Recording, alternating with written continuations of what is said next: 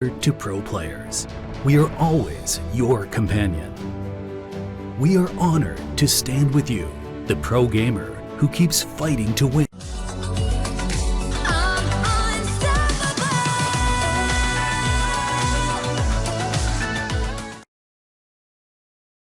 And gentlemen, welcome back to the Unstoppable Women's League presented by Popsugar for the first day of the semi-final playoffs. My name is Proto. Joining me, as always, is the man, the myth, the legend, Spudoom. Spud, how are you doing tonight?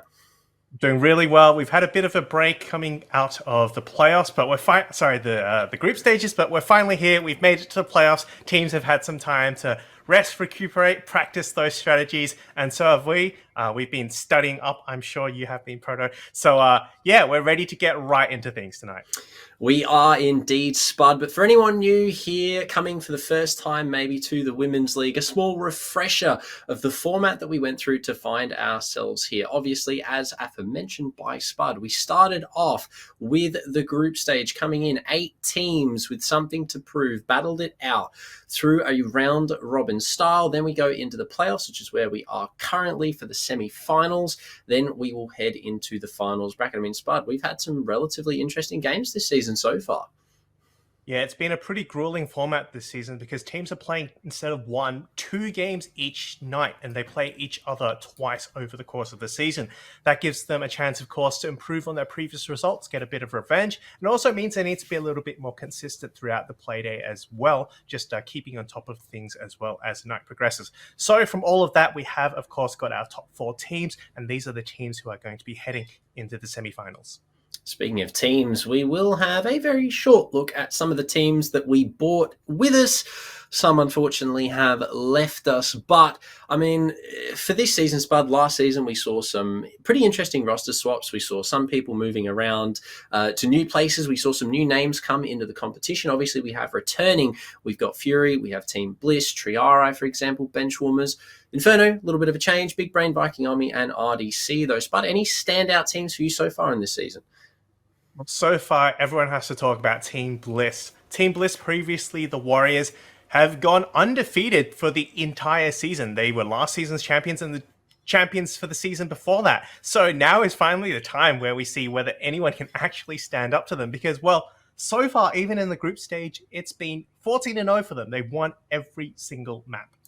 Yes, an insane team Bliss are, but what are they fighting for? Well, all of the teams, what are they fighting for at the end of the day? The prize pool for the Unstoppable Women's League is relatively the same as it has always been. A share of 3,000 AUD, with first place walking away with 1,500, second with 1,000, third with 500, and a new fourth place prize, 1,200 R6 credits per player. I mean, Spud, what's not to love about these prizes?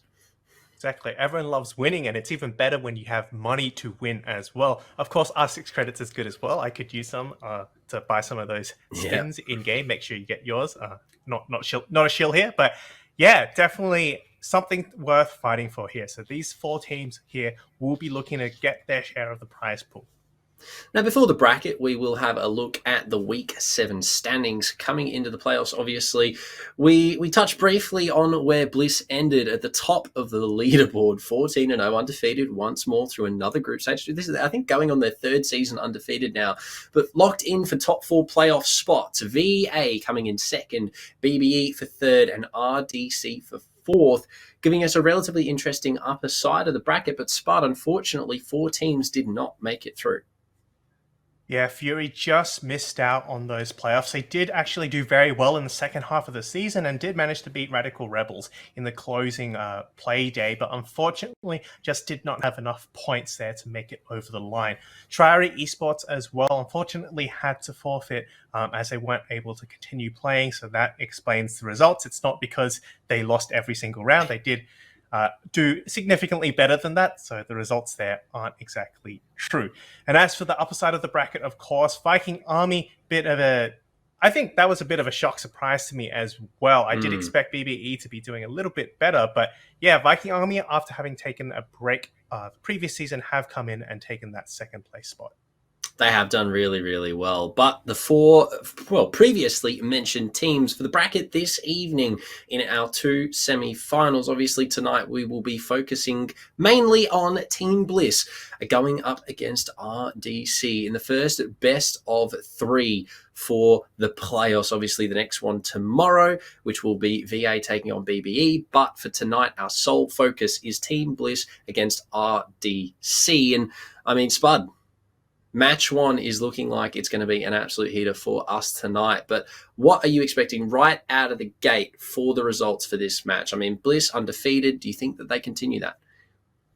Well, we say undefeated in the sense that they've never lost a match, but they have lost one single map, a singular map across the last 2 seasons. And that one singular map was lost to Radical Rebels in the semi-finals of last season. So Radical Rebels might be in with a chance here. Having said that, it's still not looking super great for them, granted, given that that was being played out on Villa. And the last time these two teams met on Villa, it was a 7-2 victory instead to Team Bliss. Well, Bliss have been working on their Villa behind the scenes, it seems, but a little bit more of an in-depth look at these rosters before we get into the first match. Obviously, being the best of three, we have plenty to come. But for Bliss, a team that is hardened with success, veterans. I mean, Spud, the name Bliss, even their previous, is just a name that has echoed throughout the Women's League community for the last few seasons, and there is a good reason for that. You look at the roster that they bring: Aussie Princess, Soy, Cass, Time for Pie, Sav. I mean, even on the sub side of things, KT, Beans, Mons. I mean, KT having appearances in the Oceanic Challenger League. This team is one to be reckoned with. Yeah, definitely. There's a definite reason why so many teams in the Women's League are scared of them, and as you mentioned, it's for very, very good reason. Also, this team has been together for a very long time. They've managed to build up a lot of that synergy that certainly helps to amplify the individual skills that these players bring. And just look at some of these stat lines. All of them are positive at the moment. And I'm seeing 266, 265 kill differentials. That is insane. It really, really is. But on the flip side of the card, obviously, they have to go up against their opponents, though, namely being RDC, Radical Rebels, a team that has had somewhat of a come-up from previous Women's League seasons, but a name that previously may not have done as well as this roster currently has so far this season, finding themselves in a relatively good spot in the top four. They have a pretty solid lineup as well. Meeps, Aussie Ash, Weasel, Jesse Knox, and Angry, with some pretty solid subs to back that up. Yeah, these players, of course, some of them did play under the Radical Rebels banner last season as well, where they did make 4th place, so they do have that experience playing together. Namely, Meeps and Aussie Ash were on the Radical Rebels roster last time. I believe they are joined by Weasel, Jesse Knox, and Angry, who did move from, I think it was Volpez Gaming, now Inferno Gaming, so a bit of movement around there, but overall still a really, really solid lineup. And definitely a lineup that I think could at least make Bliss sweat a little bit, and hopefully maybe even a bit more than that. Well, a game is not a game without the maps, and given that it is a best of three, we have 3 of them to come. So Spud, the veto coming up on our screen shortly. We talked about the maps that these teams have versed on previously, Villa being one of the main points of contention, but as you will see as the map bands unfold at the bottom of your screen, Villa not in play tonight, opting to go to some more interesting maps, but relatively straightforward maps that we see in the Women's League. Anything out of the ordinary here for the map band for you, or do you think that this is what we were sort of expecting coming into this first best of 3? Well, in terms of the maps being played, they're fairly common. I mean, Clubhouse, Chalet, they're the top 1 and 2 maps played throughout Women's League. So we've seen that a lot. I definitely expect these teams to know how to play them. What is interesting is that the order that they've chosen them. Radical Rebels chose Clubhouse, but they haven't actually played Clubhouse at all this entire season. Whereas for Team Bliss, they've actually played a lot of Clubhouse and they've won every single time. On the flip side, Bliss choosing Chalet. Bliss haven't played Chalet at all this season either. On the other hand, Radical Rebels have played a lot and do have a lot of experience on it, and they've got a pretty solid record on it, 4-1 so far. So yeah, just interesting that they've kind of flipped the map picks around. You'd expect them to pick it the other way, but hey, anything goes here, so you have to know how to play all these maps anyway.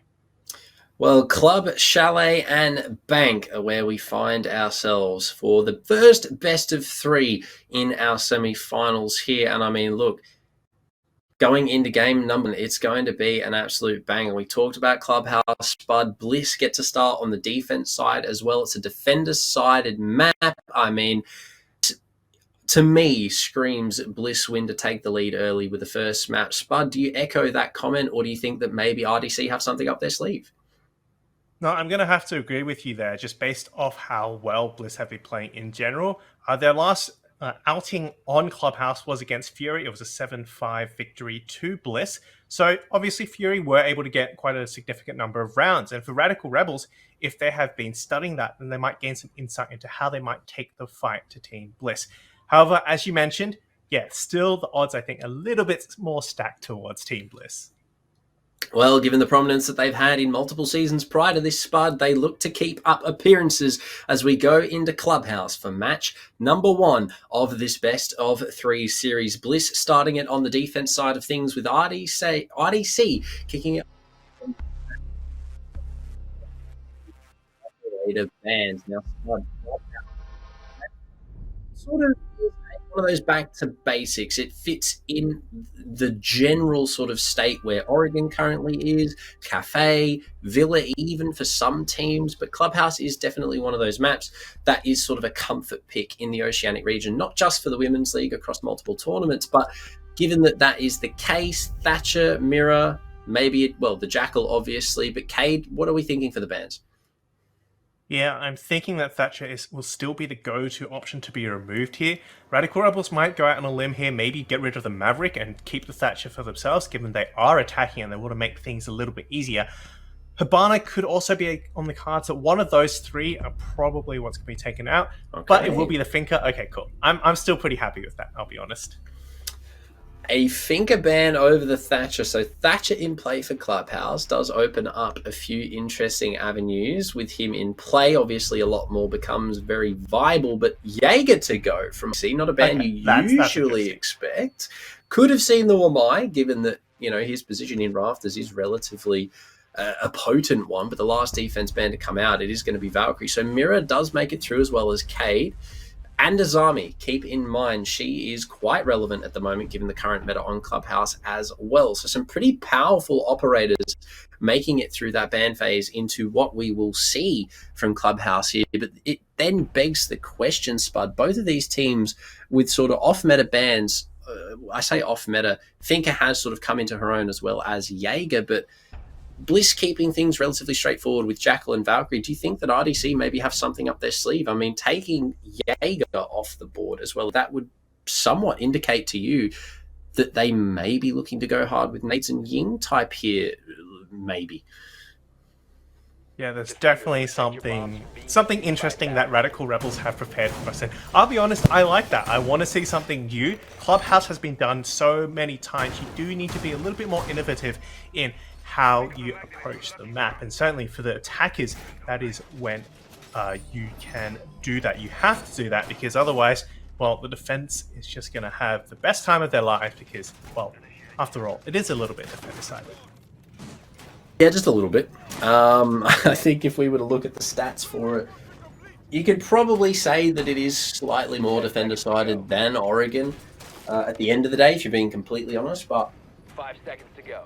Given that we've seen some relatively interesting bans, Jaeger to go, I mean, that opens up the door for so much here for RDC, especially in the first half, given that, they have that ability to sort of use whatever they see fit in terms of throwable utility to some degree. But RDC aren't messing around at all. They're starting things off with a relatively quick pace. Dirt already opened up and looking to make an entrance into the building in no time at all.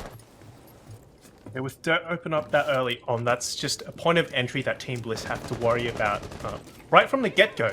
And RDC don't necessarily have to push it so early on, but just being in a position where they, let the defense know that they're there, it gives them something more to think about and can take away their attention from other pushes happening, such as the one happening here in Garage right now.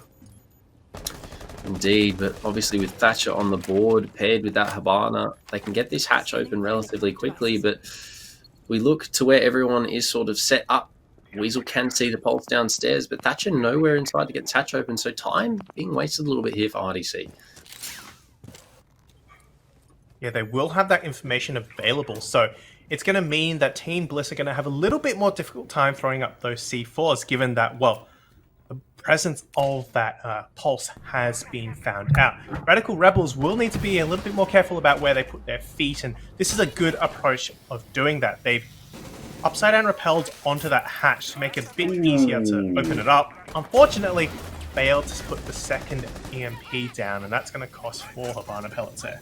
That is great there for Bliss, getting rid of some of that utility, and that actually draws out all 3 of the Thatcher grenades. So Soy is sort of primed and ready, waiting to find this upside down repel player, but Jesse Knox is going to back off to a probably good choice there from RDC. But Bliss, I mean, 2 minutes gone, not really much left for them to do but lay in wait for the onslaught from RDC. So can they do it, Spud? They have a minute.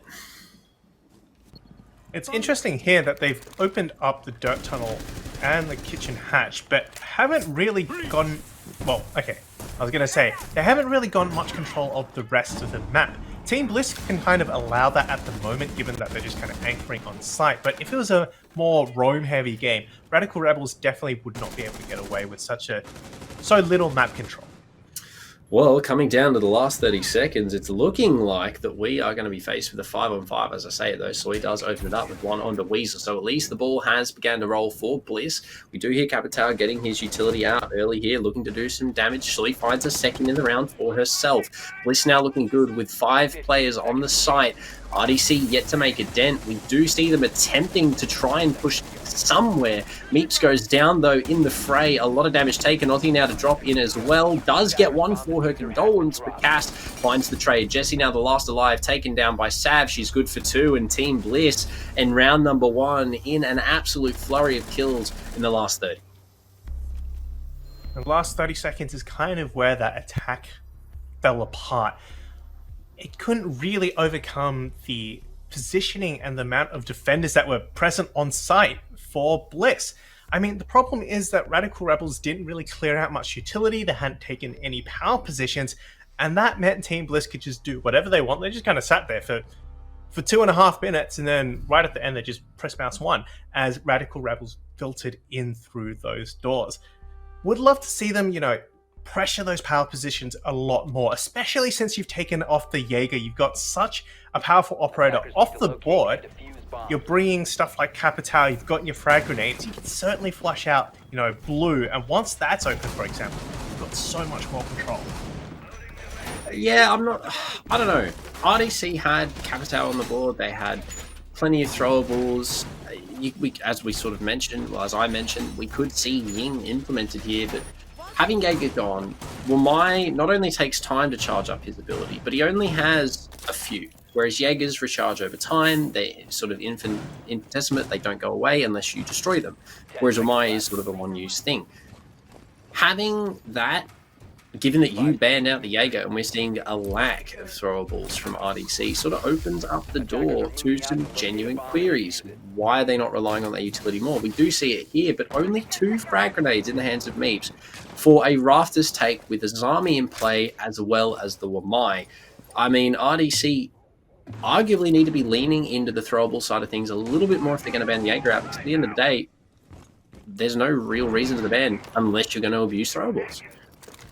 I mean, the entire map, your map pick, your bans, it's all part of the game, and you need to be taking advantage of every single part of that. And it's just odd that they haven't taken advantage of the fact that they've banned Jaeger, and this is something that most people don't expect. Well, for now though, at least this round is progressing pretty well with the Thatcher available. They have opened up the main wall with a pretty good time to make, and 1 early pick to start things off. So a good start here. Not just an early pick, but I mean, it was Wamai in Rafters. Rafters control was lost. Aussie was good for a trade at least, so Nomad being taken off the board is a huge opening here for Team Bliss, but losing the Wamai similarly makes things quite a whole lot harder, given that Thermite's already opened up the wall, so Rafters is now going to be arguably probably the main point of contention here for RDC, especially now that they know that that player's been taken. Yeah, and especially as you mentioned, it's why there's no more throwable denial here. If they lean heavily into this, they could really, really punish Bliss for letting go of that rafters position. But it seems, for the most part, they don't seem too interested in it. Aussie is still allowed to play in the bottom of the garage, and RDC is just kind of sitting outside waiting for Bliss to make a move.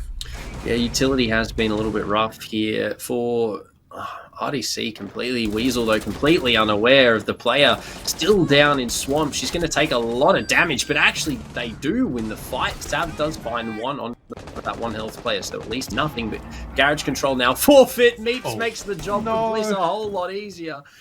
Kills herself with a grenade, unfortunately, down below, trying to abuse some of that throwables power that they had, but unfortunately, this just makes it a whole lot harder. Jessie Knox is going to have to go huge here. She's already found one in the round. Aussie is also going to have to do something, because with the smoke in play from Sav and plenty of denial left, and time, keep in mind, they still have to get this diffuser down. The smokes come out. The push is good. They make it on in. The nitro comes out, but it doesn't connect. Jessie doesn't go down. The smokes are also not finding their target, but no, they will. Jessie has to move out, and the Bliss girls start to divulge onto the position. That smoke connects. It forces the planter off. Sav finds the kill, and Soy on the flank finds the other Bliss.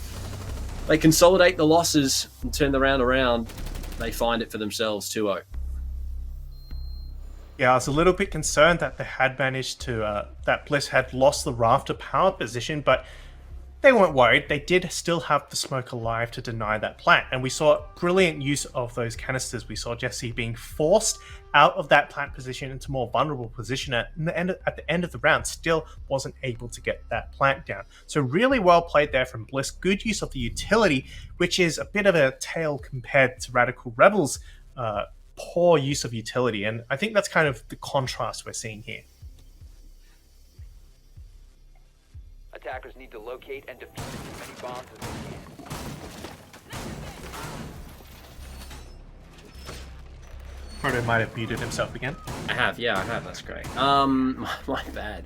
Bliss are playing the same game that they always play. You can put them in a position of disadvantage. You take a very pivotal operator out of a very pivotal spot. I mean, that was my out of rafters in the first 40 seconds of the round off a huge mistake from Cass, peeking those head holes, getting taken out by someone who was quite obviously going to be holding a breach. And well done for Jessie to finding that.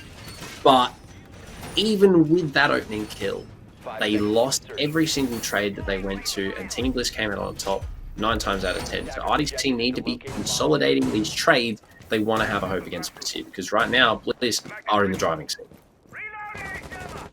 Yeah, it's only been 2 rounds, so it is still fairly early to say, and Radical Rebels may still pick up the pace, but you don't want to take too much time to wake up. After all, you blink and it could all be over, especially with a team like Team Bliss in the server at the moment. So Radical Rebels need to at least get this round here, at least make it close even, to build back a bit of momentum. Otherwise it's going to be complete site rotation for Team Bliss, and from there it's going to be very, very difficult. The hard breach charge on the hatch here for Meeps to open things up, give RDC an avenue into logistics. I mean, they have some information. It seems Z-Ping's in there. They're going to open up the construction wall as well as the main wall here. So they're making pretty good progress in terms of ticking off the checklist in an attempt at this attack on Bedroom. But with the clash in play, Bliss definitely still holds somewhat of an advantage with that mobile cover. Yeah, I want to see how this Ying is used to really deny some of the rotations from Team Bliss and to power through this entry. We've seen that Radical Rebels are capable of taking those gunfights. We've seen some good crossfires. We've seen the good opening picks in the previous round. So I would like to see Ying providing that extra little bit of energy as they push into sight. Again, it comes down to the utility use. If Radical Rebels are able to improve on it, I definitely could see Team Bliss having a much, much more difficult time here. Yeah, they even still have players downstairs that RDC are choosing to just completely bypass. I don't even think we've seen any information gathering done on the first floor here, which is allowing Soy to pretty much just do whatever she wants. I mean, look at this. The player on main stairs, no clue whatsoever. Meeps completely open to an assault here. It's just whether or not Soy chooses to swing on out, but with only a minute left, things are starting to compound. Weasel looking to open the door here for her team, but it's Aussie who finds the first, and with a flank possible, Sav does consolidate one, but Angry finds the trade. Soy now finally chooses to go for the flank, does find the kill. Meeps goes down. It's a 3 versus 3. RDC hold a good lead, but they lose another player. Sav to take down one, but Aussie for the trade. Soy falls, and very quickly we find ourselves in a 2 versus 2, but time for Pie on the Clash is definitely going to be the equalizer. Yeah, I do like the trades that are coming out from both teams here. Radical Rebels finally making sure that those kills don't get unpunished. And that means it's going to drop down to a 2v2, as you mentioned. Difficulty now for Radical Rebels is facing off against this clash. The information that's being provided will be crucial. However, it does mean one less gun on the side of Team Bliss, and that is what Radical Rebels can exploit. Oh, a huge mistake. The diffuser was left outside. They had to go and retrieve it, but Sav is on point, knows where the first is. It's all up to the clash, but there was no doubt. Time for Pie gets the job done with the SPSMG, and Team Bliss find a third. It was very, very close, though, for RDC. Definitely the best round we've seen from them in this matchup so far, but unfortunately, leaving the diffuser outside, allowing the rotate there from Sav, opened up the door for everything to come crashing down, and unfortunately, it did. RDC very close to their first, but Bliss find their third. Yeah, we mentioned how they can't let another round slip here for Team Bliss to take a complete rotation of the sites. Radical Rebels did do a pretty good job there. They brought it back to a 1v1, and they did manage to get a lot of trades, which at the end of the day will certainly help make things a lot easier. So that's definitely something that's going well for them. But again, it's the utility use which seems to be the missing ingredient here. If they can get that locked down, definitely could see them improving on the score. Yeah, definitely. RDC are a team that are quite capable, especially when you put the pressure on. And we do have to reiterate the fact that Team Bliss have started on arguably the strongest side for this map. The defense on Clubhouse, they've had the flawless rotation. They're back down to the bottom floor where they can just bunker down and wait for RDC to come to them. They did it perfectly in the last round. I don't imagine we'll see that change this round. They've got the same lineup and look like they have the same plan. So will they put that into an effect? I'd imagine so, but we are yet to see. RDC hopefully have learned from their mistakes. And everyone knows the strongest site is Bar Stage. If you watch the finals, you would know it's Bar Stage, right? Of course. But I don't think we're going to see that maybe on a wish list, Team Bliss, if you're listening, please. Bar Stage. But yeah, we will be seeing kind of the standard approach, same thing as last time, opening up Dirt, going through Garage. I just hope they take a little bit more map control this time and give themselves some more time to flush those players out of power positions. Let's hope, but I mean, we already see Team Bliss playing the mind games. We have a player upstairs in the lounge, place to shoot the drone, disappears. This not only wastes time, but it forces them to re-drone, and we see them doing exactly that. RDC are expending a minute already, clearing out this top floor, clearing out this middle floor, just to dedicate that everyone from Team Bliss has already gone back to the site, which is exactly what they've done and exactly what they did in the previous. So RDC, unfortunately, caught with their pants down once more here. Bliss are nowhere to be found. Yeah, some pre-placed information could have been really helpful just to get some idea of who or how many players at least have gone upstairs. But at least, you know, it's not entirely over yet. They still have about half the round left to work with. And given that there are no roamers, in fact, everyone's kind of anchored down, if they can take this map control quickly, they could definitely still assert a lot of pressure onto that defense. Indeed they could, but in saying that, half the round remains. It's plenty of time for RDC to get everything done. They know that everything is clear now, so all they have to do is be wary of their flanks, which is why the Nomad is in play, and start opening up some of these avenues into the site. Last time we saw them go for that sort of Dirt main split. Didn't really work out for them with the main hatch drop. The Nitro does come out, but unfortunately does not connect. No IQ this time, so the pulse is going to be a little bit more potent, we would hope, but RDC still somewhat seem a little bit stumped as these hatches just not opening up as quick as they need to be. Yeah, the hatches, I've said it a couple of times, but they're kind of the key points you need to open for a basement attack, and leaving them shut just really limits your options. Means you're either going to go down, you know, blue, or you're going to go down the main door, as we've seen here, and those are all choke points. It's a single funnel. One player spotted crossing. Oh, gas. What a headshot to find Weasel to go down to open things up. Castle King for her second needs to get aggressive here if she wants to shut down the bottom main. Present does pop the second player, but the swing not quite there for Angry. SMG in hand, she will connect. Cass finds the double, and unfortunately the other player not there to support. Time for Ply with the shotgun in hand. Takes down Jessie, knocks Soy to chime in with one of her own, and it's all up to Meeps. Cannot connect a shot, unfortunately, and it's a flawless round for Bliss to convert a fourth. RDC, that round, somewhat dead in the water spot. Yeah, if I were to describe it, the pacing was just slow. There was a lot of time where even after taking the top 2 floors, certainly if they had sped things up, if they had a clear idea of what they wanted to do, they could still have accomplished a lot. But it seemed that after taking the top 2 floors, they kind of ran out of momentum and weren't quite sure on what to do. And that certainly cost them. It was difficult from the beginning, but I think it was that last minute where things really started to fall apart. It was definitely somewhat of a struggle, I think, that round for RDC, and I'm not too sure what it was that was the issue. We have had calls for a restart with some issues apparently that we're reading, so we'll see what the go is there momentarily. But for RDC in that last round, there was definitely some issues in terms of the speed. Unfortunately, you know, they had very quick control of the top middle floor, but they didn't really get to convert any of that presence that they had into a real standpoint coming to an execute. So that really allowed Bliss to just do the same thing that they did in the previous iteration of Downstairs in round number 1 spot. They just sort of stood there, they waited for something to happen, and happen it did. They were collecting kills and putting them up for themselves. So RDC, look, a little bit rough in that previous, but Bliss find 4, so they need to arguably find 2 rounds here if they want to have a chance at going forward with this matchup and having a good go on their defense. So Spud, I mean, it is really up to RDC now. Can they pick the pace up, or are Bliss going to walk away with a 5-1, maybe even a 6-0 half here on Clubhouse? Yeah, this technical timeout, it's a bit of a hidden blessing as well. It will let them not just reset the computer, but also kind of reset their mindset. They need to kind of take a break, figure out what's going on here, and certainly there's time now for them to start over, get any issues out of the way, and come back into the tail end of this half and get at least those 2 rounds. As you mentioned, going into things 5-1, 6-0, really, really difficult, even if you're on a defensive side on Clubhouse.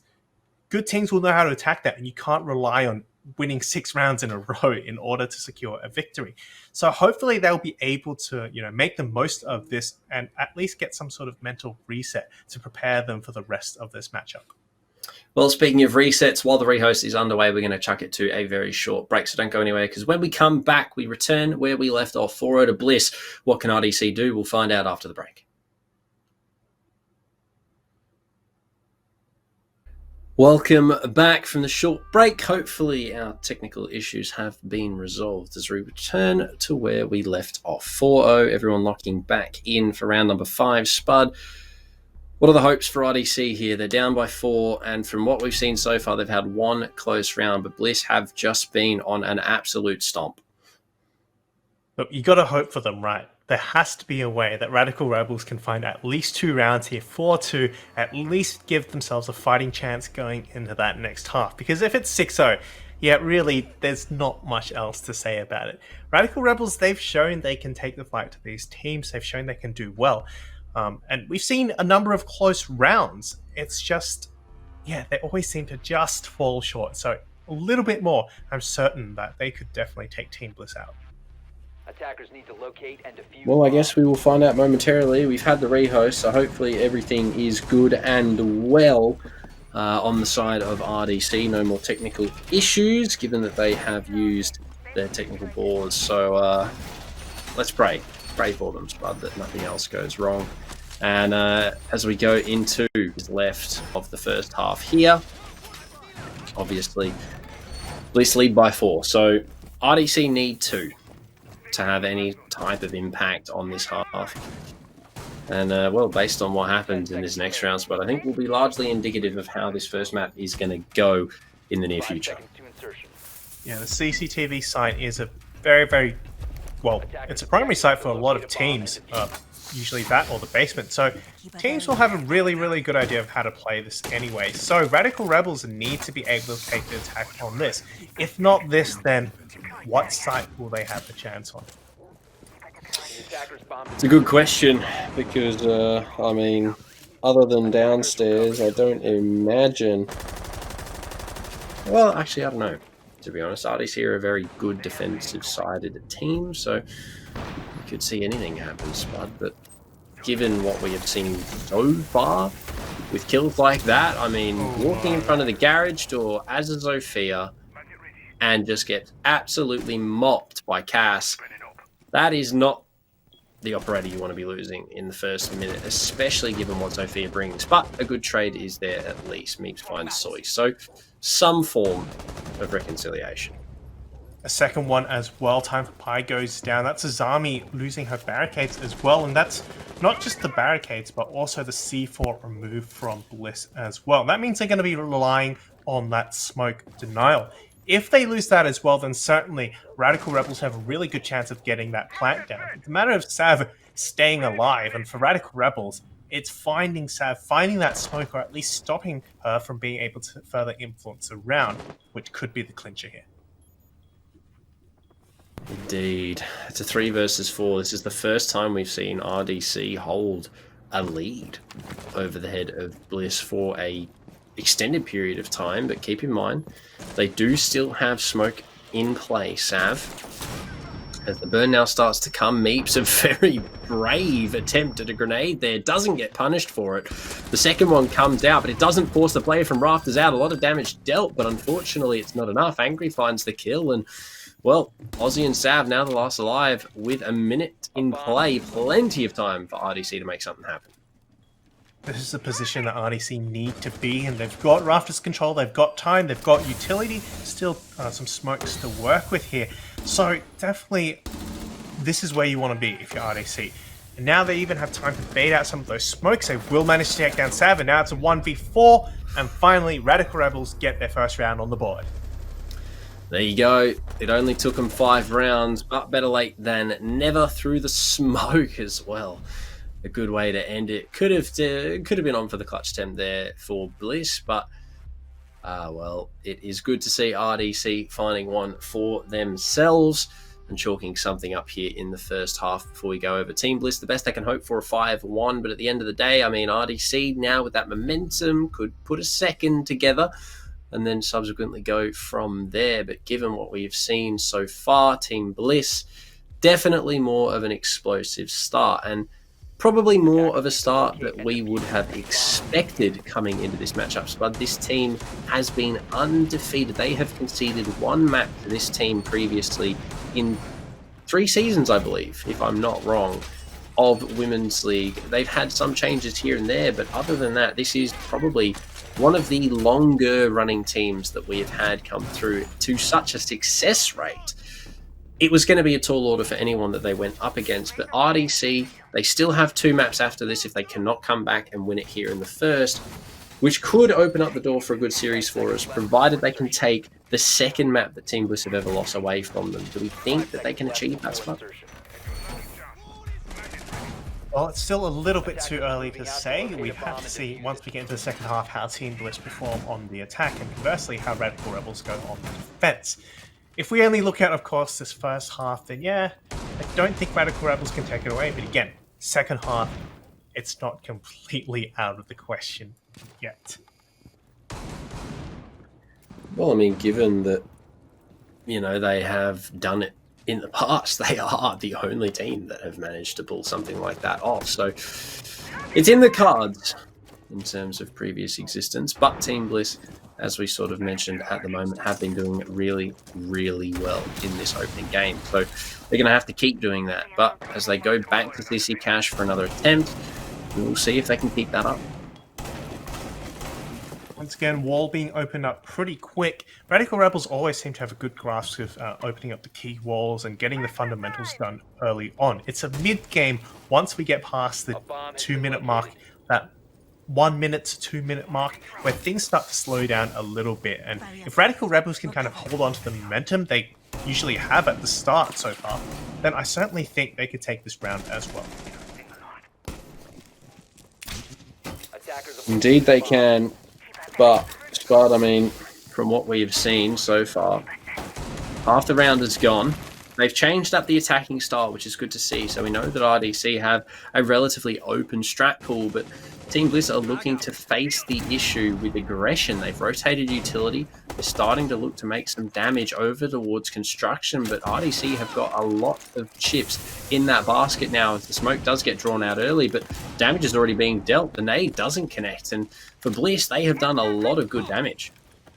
That shield at top red, with that being removed, it does make it a lot more difficult for Team Bliss to hold onto that, throw out those smokes. And again, with Radical Rebels baiting out that utility early, with still a minute to go, this is looking a lot better. That's not going to look good though. Time for Pi will take out Weasel there to Sophia, but she has done a fairly good job already. Unfortunate that rush didn't work as well.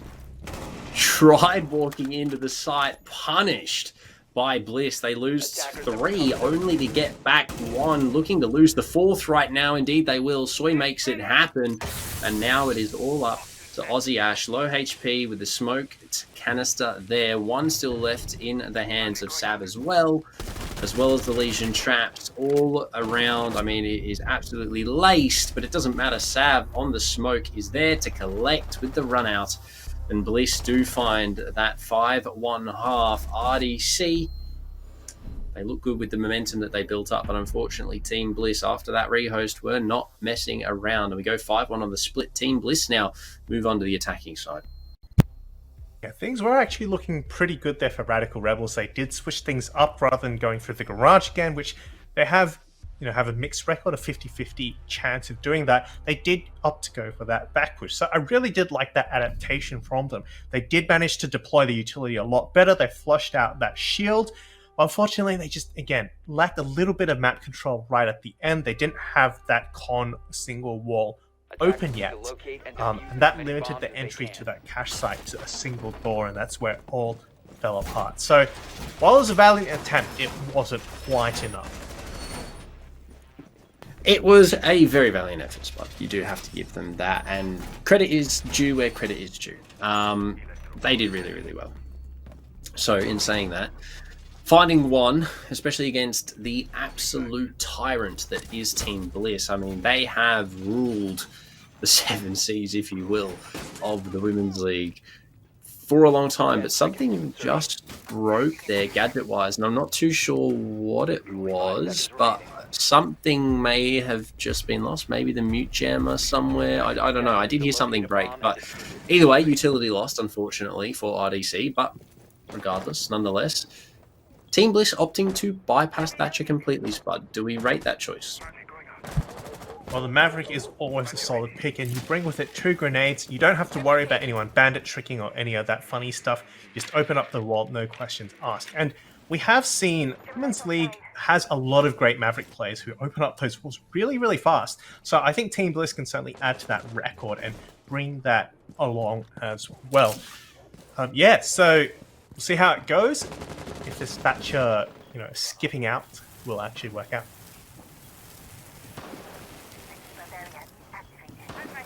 With Maverick in play, obviously, it's like every other time that Thatcher is usually banned. You just Maverick open the wall. And given that the Women's League players arguably are some of the best Maverick trickers that I have seen in competitive Rainbow Six, I mean, these girls, they know how to Maverick trick better than some of the players that we watch on the regular. But unfortunately for Angry, when you go up against the one that can Maverick trick, it doesn't pay off. But for RDC, it does. They find 2. Weasel and Meeps chime in, and they make it worth their while, almost taking another one, but it's time for Pi to find Weasel, and now Bliss hold the lead, but Radical Rebels looked like they almost had it there for a second.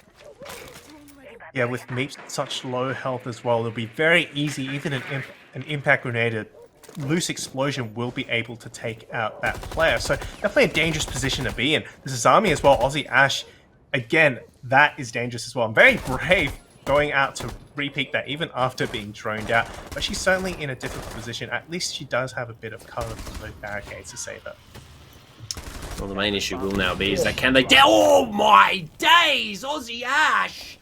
The spray transfer. She doesn't know that she's downtime for Pi, but my god, we know. What an insane... Almost 2 kills. Could be good to close it here, but no. It's Jesse Knox to rob the third. It doesn't matter. That was insane. And it opened up the door for RDC. They find a round for themselves. Team Bliss caught lacking in that round by Aussie Ash. And what a way to fire things up for their first defensive round. Well, I criticize that as a very risky position, but as always, high risk, high reward, and Aussie Ash certainly rewarded for that bold play. Nice 2 kills there. Spray transfer, as you mentioned, was brilliant, and that positioning, excellent. Really, really difficult for Team Bliss to push out without any further grenades or utility going through, and especially backed up by the Mai. It was certain that Aussie Ash was going to have a huge impact had she survived, which she did, of course. So, well done there to Radical Rebels. 5-2 now, and hopefully they're able to break Team Bliss's momentum and get a few more rounds on the board here. Yeah, well, I mean, we could have definitely seen that go quite easily in favour of Team Bliss. You know, they go round, rotate to the holes that were already made, throw the grenade through, thanks for coming, that's a kill. But not only was it the individual prowess from Aussie Ash, it was the supporting factors from players like Jesse to just help hold those crossfires, help take a little bit of that pressure off, open the door for the individualistic play style, and allow for the impacts. And that is where it all sort of culminated for RDC. So hopefully they can keep that going, but Bliss, I'd imagine, will learn from their mistakes. If there's one thing Bliss are good at, it's adapting. They've adapted to every single thing that has been thrown at them so far for, you know, the last two or three seasons. So you'd expect that this shouldn't be too much of a speed bump in their plans. Another round though, if they drop another round here, then certainly Radical Rebels could be in with a chance of upsetting the reigning champions here. Yeah, I mean, they have had a relatively good start on their defensive side. We talked about this map, you know, it is a defender-sided map, no real surprises whatsoever, but as Bliss start to make their way in using the drone information that we've seen them do many times before this, the clear is quite a stark difference. We see the speed, the prowess, they've got the control, they have everything set up, they're clearing utility as they move through, and this isn't what we saw from RDC, but that is the difference between the attacking sides of these two rosters so far. So Team Bliss, they keep this pacing up, they're going to be looking for an execute the next sort of 40 seconds. Yeah. They've achieved this map control at 2 minutes, which was twice as fast as Radical Rebels did. Radical Rebels took to the 1 minute mark to get those top floors, whereas here, they've got plenty of time to work with, and they're certainly making the most of it. Opens up so much vertical angles and places you can play with the pressure. They've got 6 sets of 6 frag grenades. That's going to be insane and can do so much damage to anchoring Radical Rebels players. Indeed it can, Spard. I mean, there is plenty up for grabs right now, especially when they find the opener like that. Soy kicks things off with a big kill on the Weasel. Not only is that the pulse, but a Nitro taken off the board, and Team Bliss now hold a very good position going into the final minute. This could be a little bit dangerous. I'm not sure she's aware that that player is underneath. Angry does manage to find Sav, so get a bit of revenge there. But Maverick, I think she will escape for now, at least. Well, we would hope as we come into the last 40, Bliss have taken some losses at the hands of RDC, but Soy compounds their losses, takes down Jesse. The swing from the Zof is there. Cass finds one. Meeps goes down. It's now all up to Aussie. She found an insane spray transfer in the last round. She will find the first, opens things up for herself, but goes down, unfortunately, in the process to Soy for 3 in the round. Team Bliss put themselves on match point here for map number 1, and unfortunately, RDC are starting to look like they are slowly falling behind. And that was a really good read from Team Bliss, seeing that blue that blue generator area not being held and pushing that weakness. It is, of course, a key point that you usually hold into, but Radical Rebels, we saw, didn't even reinforce the hatch there, and that gave Team Bliss a weakness for them to drop, to split the site in half, and ultimately it was the downfall. We did see Time for Ply get, I believe, 2 picks from that blue generator peak. So Radical Rebels, if they do repeat the site, which they will, I certainly hope they will dedicate a little bit more utility to that. They do have Umai there, which is usually what you play in that blue area, if not the Jaeger, which of course Radical Rebels themselves banned out. Yeah, no surprise.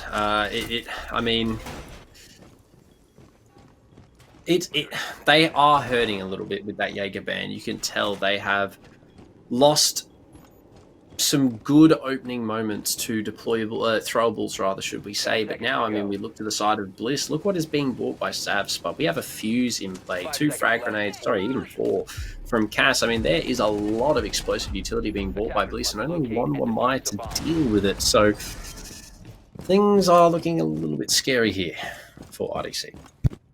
Yeah, perhaps the way to counter that fuse play will be from the pulse. We'll be able to sense the fuse as they put down that gadget, and of course you are quite vulnerable while putting down that gadget. Last time we did see Weasel, the pulse, fall pretty early to some vertical play from Soy, so if she manages to stay alive, that will be the key to stopping this fuse from raining havoc. Hopefully. I mean, if they compare it with maybe some of the Suya gates and hope that those explosive pucks go into the Suya gates, but even then, it's a bit of an ask. And I mean, Fuse is very scary now that he's had his buff, obviously, 4 explosive charges as opposed to 3, as well as the ability to go through those reinforcements. So opens the door for a little bit more from Fuse players worldwide. But as we say that, Team Bliss, again, 1 minute in, have all the control that they need and are looking to open things up with a kill momentarily as the drones come out. They are looking to get one of these players in a vulnerable position, and that is looking like it's going to be Weasel if she doesn't get out of the kitchen soon.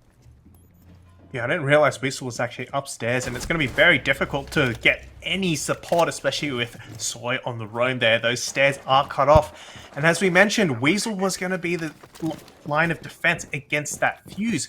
With that intel being removed, now Fuse gets free range, pretty much rain death destruction down onto Radical Rebels.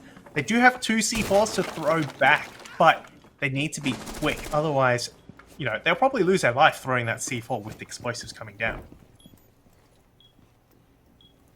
Yeah, especially if they want to try and dedicate something to finding an explosive kill. But given that there's only a minute left, I mean, Team Bliss, with that opening kill as well, are in a very good position to make RDC hurt here. And I mean, Fuse yet to go to town, Spud. There's still so much left for Bliss in terms of time and utility. C4 goes out, but doesn't quite catch anyone. That's 1 C4 off the board now. Jesse Knox is the last one with a C4. And that just makes Soy and Sav's life so much easier. And with Angry off the board, Meeps at least does find Time for Pie there. And yeah, but apart from that, they've given up a lot of control already, and now they're anchoring down onto site, waiting for this push to come in. This is exactly what Bliss did. RDC seem to have somewhat learned that that is the play, but there's only 3 left, and make it 2 because Cass finds her second in the round, and Bliss now need to look to execute. Meeps is going to be there to watch the hat shot. Will spot the first, can't quite land the shots. A lot of damage dealt though to Aussie. Unfortunately, it's not enough. Cass is good for 4 in the round, and Team Bliss close things out without a doubt in map number 1 here. 7-2. Good halves in chat.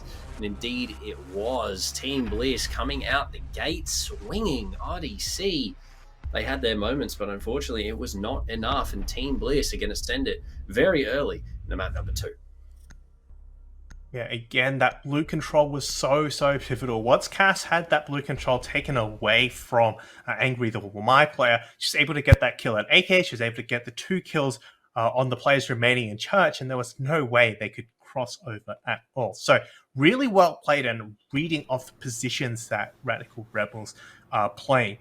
On the side of Radical Rebels, though, of course, they have struggled. They did manage to find 2 good rounds and 2 very definitive rounds as well. That Azami from Aussie Ash, definitely one of the highlights for me of this map. But it will be a map that does fall to Team Bliss. And of course, Radical Rebels did pick this map to begin with, so that's a little bit concerning to me. Yeah, going into the next map, Chalet, if I'm not wrong, Spot, it is looking, if I'm going to be completely honest, quite dire. Because Team Bliss have taken RDC's pick 7-2, really no sweat broken whatsoever. And we go into Team Bliss's map pick now with full confidence. I mean, as I said, let's be completely honest, but they're a team that has been undefeated for so long. And they are proving that they keep up appearances. A 7-2 here against RDC is really just begging the question, how long can RDC hold on? Can they send them to map number 3? What do you reckon their chances are? Look, Radical Rebels, I think, ironically, do have a bit of a chance here. As I mentioned earlier, that Radical Rebels have played this map a number of times throughout the season.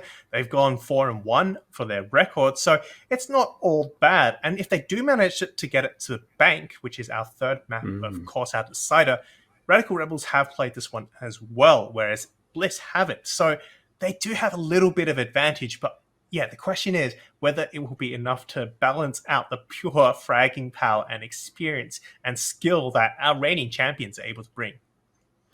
Well, Spud, these are all just theory crafting from us. Obviously, Game 2 is still yet to be played in this best of 3 series, but we will have to wait and see what happens for game number 2. We will head to a short break and then we will get underway with Chalet, so don't go anywhere to see what happens next very soon.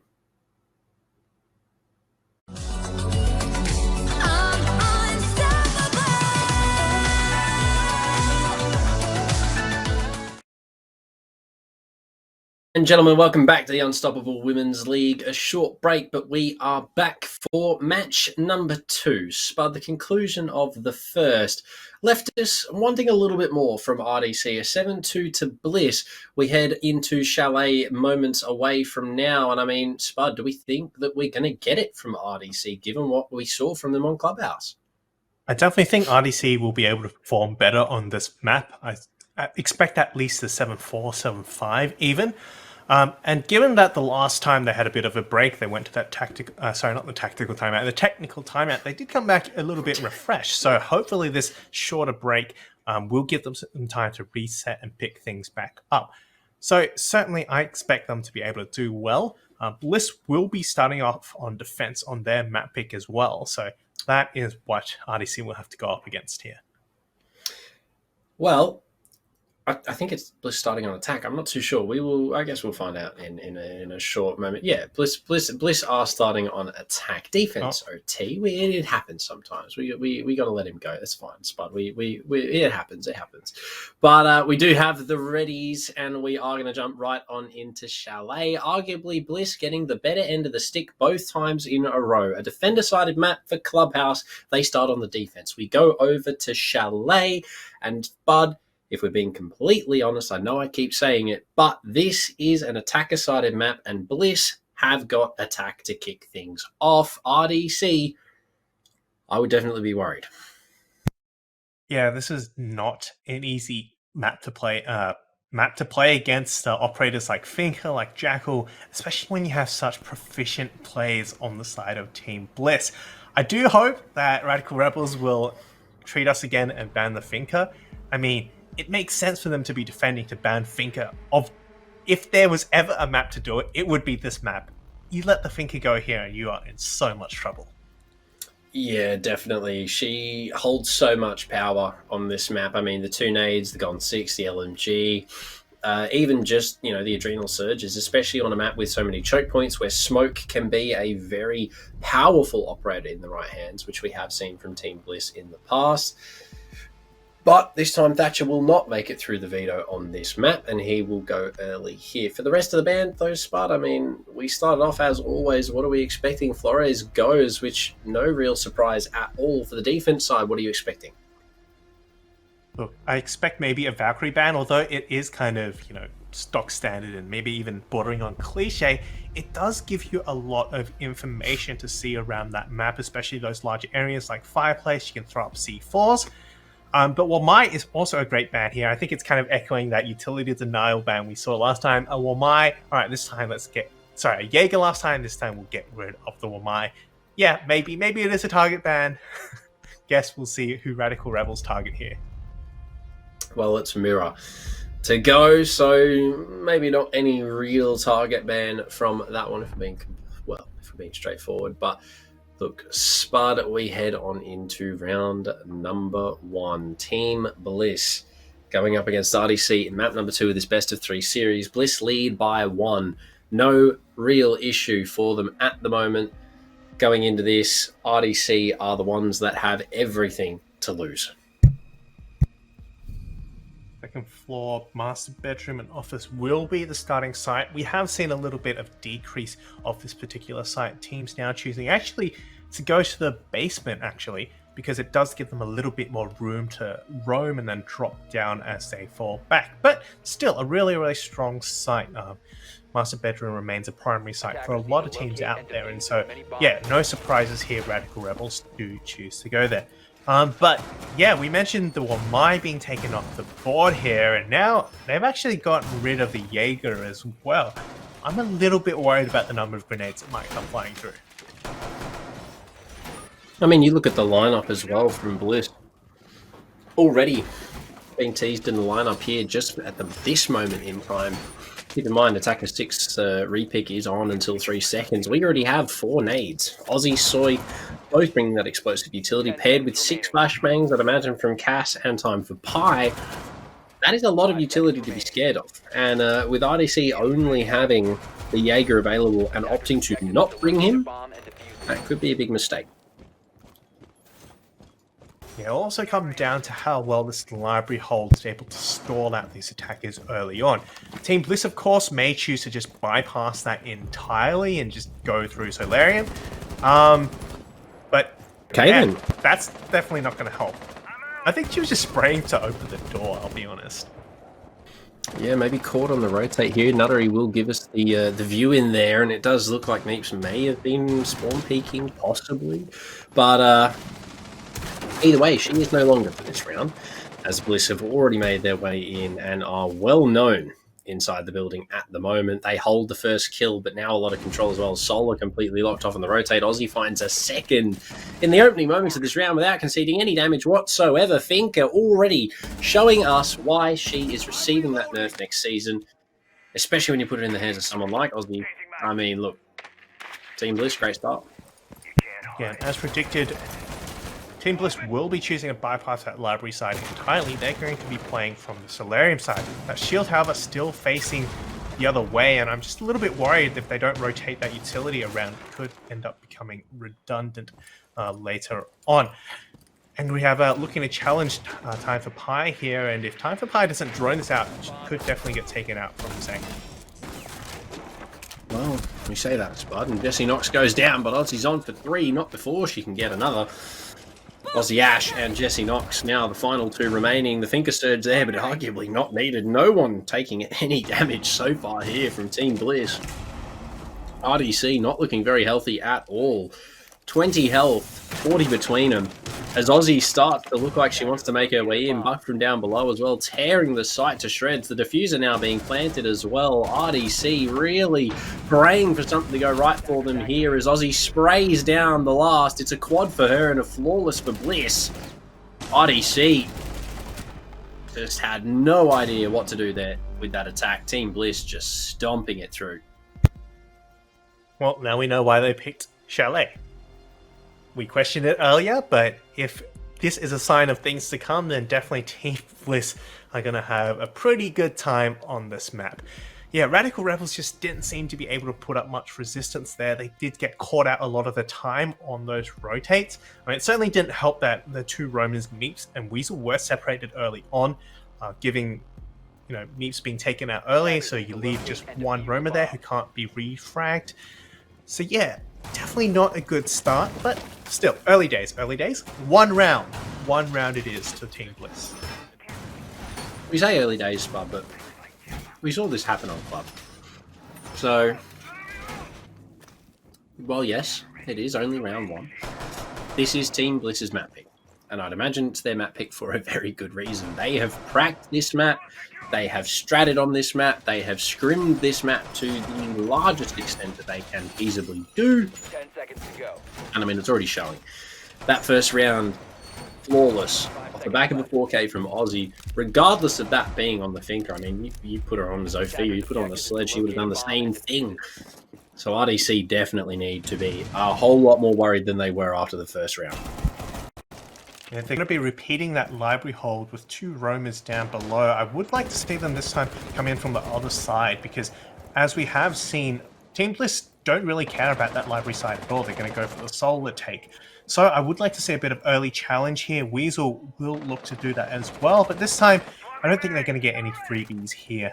Both teams seem to be a little bit more wary of that main door. Especially after that first kill was sort of just handed over on the rotate, which was rather unfortunate, but Cass does spot one, and it's actually Aussie to go down first from a player above inside of the bathroom. And while, yes, that is your Finker down and your top fragger from the previous round, for Bliss, we know that they make the changes on the fly, and I don't imagine anything's going to change here, but losing that first kill, being it is the Finker as well, they lose nades, they lose those adrenal surges, and RDC have a pretty good footing now. Yeah, Weasel able to do a lot of damage there, wasted a lot of time, and then fall back for free. That's certainly not something you want to let go for Team Bliss. However, they don't really seem to have much choice here. The Oryx is able to, move around really, really quickly and seems to have fallen back, with Meeps, of course, providing support. But there it is. There comes the trade as I spoke. Once again, too soon. And it will be Soy taking out Weasel there to even things out. And the last time we saw this map, 0, I believe actually 4 Team Bliss, had such a big impact now. They are trying to clear this player out of the dining room. The Nitro comes over. It doesn't connect, and it's Cass to find the kill. RDC, they had a good start, but unfortunately now, Team Bliss have regained the lead as they go into the final minute with the woman advantage. One thing that is going for Radical Rebels here is the time that has been wasted by this roam clear. They've taken out 2/3 of the round with a minute on the clock here. So Team Bliss are really going to have to hurry things up. They certainly have a lot of map control though. They've got that vertical to play with, and that's going to clear out the utility denying the wall and make things a lot easier as well to go for that plan. They have the pings too. They have the knowledge of the whereabouts of some of these RDC players as the utility begins to come out. It's going to force them away into the waiting hands of Sav. She collects a kill onto Angry, and very quickly, once more, we see Jesse and Aussie Ash in the same position that they were in the previous round, albeit Team Bliss one short this time, as 20 seconds are all that separates us from another Team Bliss round or a possible RDC round. But the diffuser starts to go down. The defuse, or the defense rather, should I say, is just not there at all. No denial whatsoever. Cass finds the first. Aussie Ash goes down, and well, unfortunately for Jessie Knox, she finds herself in a 1 versus 4. Gets 2 for her troubles, but unfortunately is shut down by the main double window player. Team Bliss, they find a second. And that double window is such a potent position. It gives you that cross right down the middle of the 2 sites. And as we saw, Team Bliss played that to a T. They used it to such good advantage, making sure Radical Rebels couldn't rotate back over. And then the second they did, they were caught in a crossfire either from Sav or from Soy on that window, as we saw right there. So it's no surprises then that Radical Rebels will not repeat that site after 2 consecutive rounds, losing to a very dominant Team Bliss on that site. I don't really blame them either. They need to change something here, because unfortunately for them in that round, they sort of cemented the fact that maybe they cannot do that site at the moment. They need to get into the swing of this map just that little bit more before they start taking the upstairs. Because it definitely seems that Team Bliss are playing in a different league right now on Chalet. I mean, I said it already, but this is their map for a reason, Spud, and we can see that.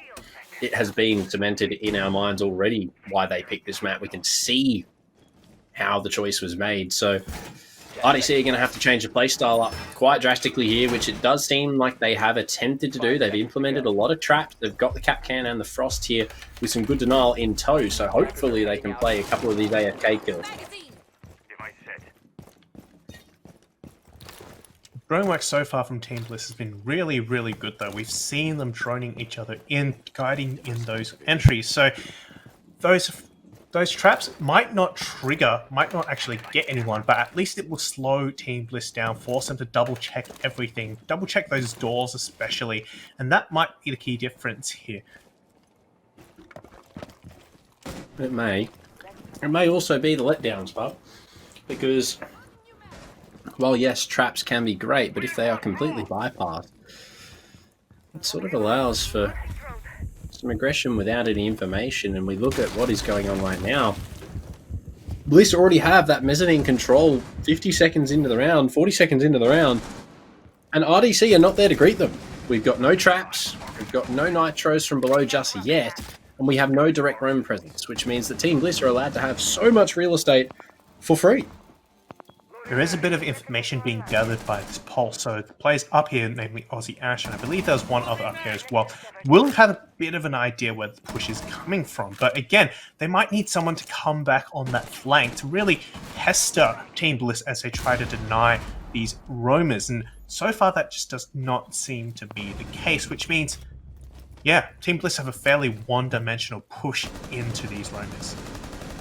There you go, that's the downstairs roamer taken out. Weasel does get one. Aussie Ash almost goes down to Soy, but it's Meeps on there for the support to find one onto Sav. So at least the trade has been made, but Aussie Ash definitely seen better days in terms of her HP count right now. But Team Bliss opted to rotate away, focus their utility more towards the site, look to open things up to give them some leeway to go for that plan momentarily. But with only a minute left, I mean, given that they have had some pretty big losses, that one being another one of those big losses, things not looking good now for Bliss.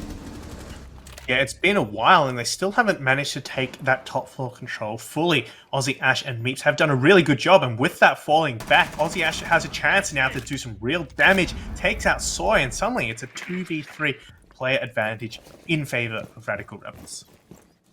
I mean, Spud, they've got a 0. They have drones. They just have no information, it seems, as Aussie Ash is allowed to do arguably whatever she wants. Finds that kill to even things back into the favour of RDC. The top floor still completely in their control, but with the breach open up now, it's going to give them an avenue to at least attempt to make it into the site. Indeed, they will go for the walk-in. Cass finds the first, does get the Kapkan traps as well, but the flank from Meeps could be big here. They will get spotted out, taken down as well. That's the diffuser drop, but Cass finds the trade. She now needs to find the one player that remains inside of the kitchen. The pings are there, but the shot is not. Aussie Ash connects. And RDC, by the skin of their teeth, find a round. Aussie Ash was on so low health, but that was all she needed. Managed to find the last kill, and of course, off the back of a great flank play from Meeps. And we said it before earlier that Team Bliss had burned out a lot of time trying to take that top floor without much success. And ultimately, giving that up was where their attack fell apart. Two big flanks, one from Aussie Ash and one from Meeps, able to pick off players for free, and especially that planter as well, meant that Team Bliss have finally fallen and lost around here. It was time. It was only time, I'd imagine. But I mean, while yes, this map is largely attacker-sided, if you play your cards right, you can get away with a lot of things on the defensive side, and that is exactly what RDC have just done. So, hats off to them as we head forward into the 4th round. Bliss still hold the lead with 1, but is that enough? Is that enough momentum for RDC to turn the burners on and start putting down some serious heat in terms of rounds? Because if they don't, we know that Team Bliss are just going to make the adaptation, change it up, and they are going to get gapped very quickly if they are not careful. Because right now, I mean, yes, RDC have had a great round. They now know something that they can do that will weaken Team Bliss, but Team Bliss also take those notes and make those changes. So now it is just going to be who makes the mistake first. Attackers drop the diffuser.